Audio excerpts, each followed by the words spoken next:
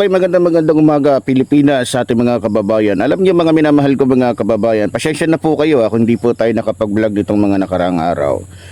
Dahil nga po sa unang-una, busy po talaga, lalong-lalo na po dito po sa aking munting taniman, kaya medyo busy po tayo sa pagbabantay, walang kuryente, so pag bumaba din kasi ng bundok medyo matagal, kaya minsan para hindi tayo masyado mapagod 3 days to 4 days tayo bumababa para hindi masyadong pagod, ano. So ngayon mga minamahal ko mga kababayan, pag-usapan po natin ito pong nangyayari po ngayon dyan sa Senado, na kung saan dalawa ang Blue Ribbon Committee. Ako, sasabihin ko na po sa inyo mga minamahal ko mga kababayan, paprangkahin ko na po kayo, yung committee po nito ni Marcoleta ay committee po ng mga siraulo, gago, demonyo, traidor at sinungaling.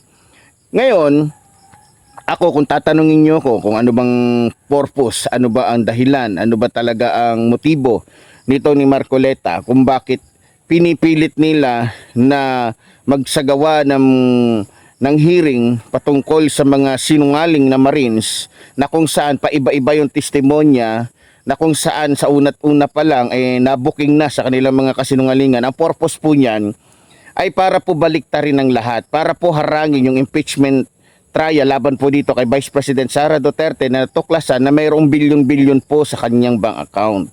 At syempre, para din po maligtas at para makaganti sila, dahil nakita nyo naman dito mga nakaraang araw lamang po ay nakulong na po yung isa sa membro po ng Duterte Block na si Jingo Estrada. So syempre alam naman natin kung ano motibo ng mga yan, kundi ang maghigante nang wala sa lugar, kasi nalagasan nga sila. At syempre gusto nila na sila ang humawak ngayon sa Senado, dahil para makontrol nila yung magiging impeachment trial po na darating laban po dito kay Vice President Sara Duterte tungkol po sa mga katiwalian niya o pagnanakaw niya sa pera ng taong bayan. Pero ito lang po ang masasabi ko. Mismo ang Malacanang po ang ina-accept po ng Malacanang ngayon at itinuturing na legal at totoong pamumuno ay yung pamumuno po ngayon ni Gatchalian. Hindi po yung pamumuno nitong ni 10K na kung saan ay ugod ng sinungaling. At kung makikita ninyo, simula nang ito'y naging congressman, naging pinuno po ng Kamara, nagkagulo. Basta itong si Cayetano po ang mamumuno, puro kaguluhan po ang mangyayari. Bakit? Syempre, magiging ganyan po talaga yan kapag ka ang namumuno, biblikal naman, kapag hindi maayos, hindi tama, hindi marunong yung namumuno, talagang magkakaroon po ng kaguluhan. Biblikal po yan. Ewan ko lang kung nabasa po yan ni Cayetano bilang isang politiko, bilang isang nagpapanggap na kunyari ay Kristiyano, nagpapanggap na kunyari ay makadiyos, pero makademonyo pala.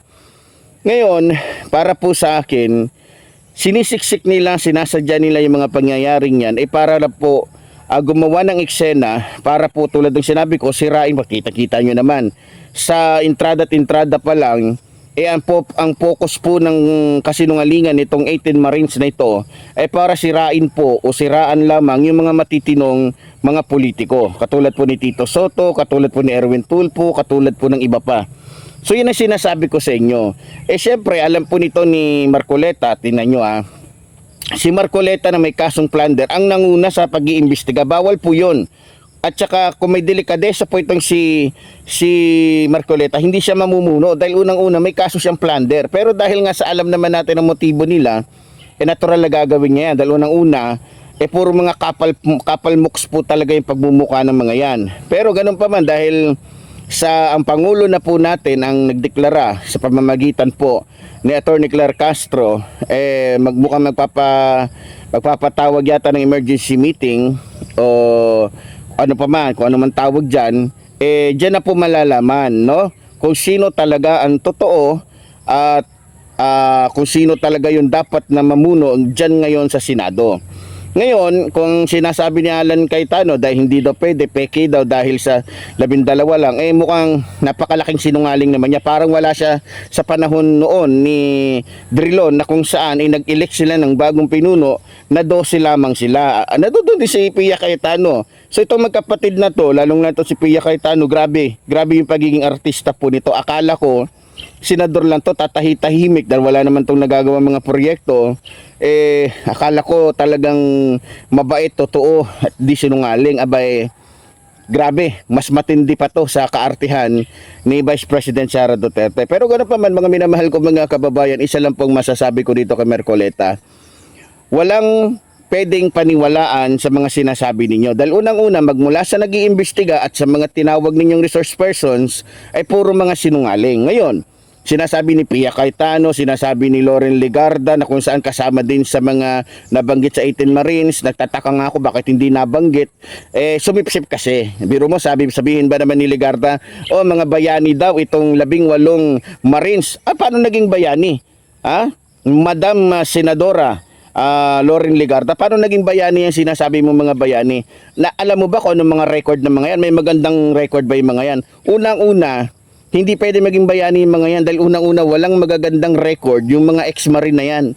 Kaya natanggal yan, na-dismiss, na-discharge sa kanilang mga trabaho dahil unang-una mga loko-loko, mga gago, mga siraulo at hindi karapat-dapat sa hanay ng Armed Forces of the Philippines. Tapos sasabihin mo bayani?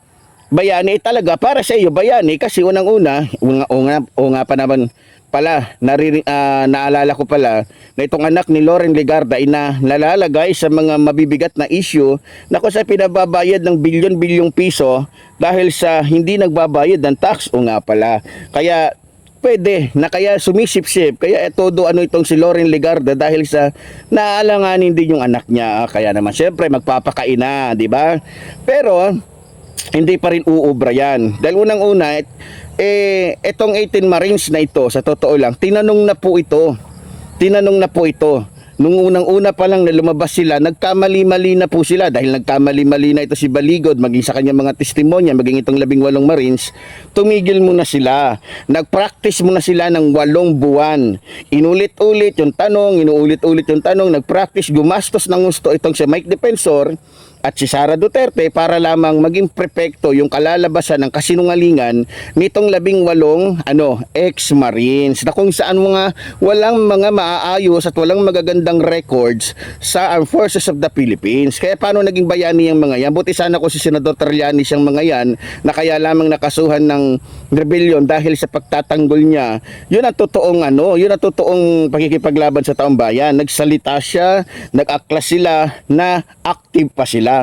Pero itong mga to, huwag kayo magpapadala sa kadramahan ng ex-Marines nito. Dahil kitang-kita naman po sa mga pagmumuka ng mga ito. Ito yung mga pagmumuka na nadudoon lagi sa sabungan na kung saan hindi magpapahuli ng buhay kapag nakapandaya. 'Di ba?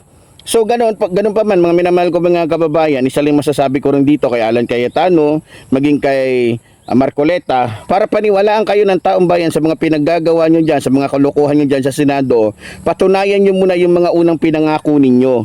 Dahil unang-una, sa pagmumuka pa lang nitong dalawang ito, nagsama talaga si 10K pati si 2K na puro mga sinungaling, puro paasa, puro mga mambubudol para lamang manalo, para makuha yung gusto nila ay bubudulin ng taong bayan. Kaya natitiyak ko na rin sa ginagawa nilang ito ay isa din sa kanilang estilo, pambubudol na naman para makuha nila yung kanilang gusto at syempre para manggulo at syempre para mailigtas nila yung kanilang puon. Yun lang nakikita ko dito. Wala nang paligoy-ligoy pa. Yan ang katotohanan na dapat malaman ng taong bayan.